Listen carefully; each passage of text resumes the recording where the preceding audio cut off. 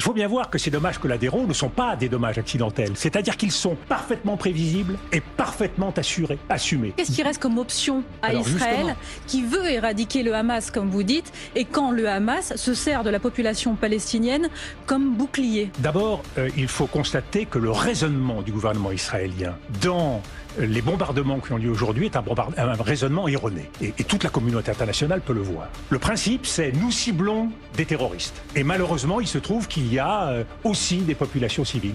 Ce qu'on appelle pudiquement en langage militaire des dommages collatéraux. Il faut bien voir que ces dommages collatéraux ne sont pas des dommages accidentels. C'est-à-dire qu'ils sont parfaitement prévisibles et parfaitement assumés. Nous soutenons les Ukrainiens, mais c'est eux qui se font trouer la peau pour la paix.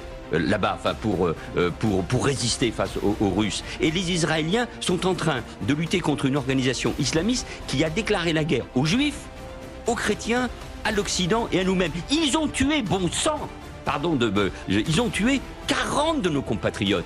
Et ici, il y a des gens qui disent, voilà, il faut en finir avec le Hamas, mais il faut le faire de telle ou telle manière. Non, Dominique de Villepin, de ce point de vue-là, se trompe et je ne suis pas d'accord avec lui.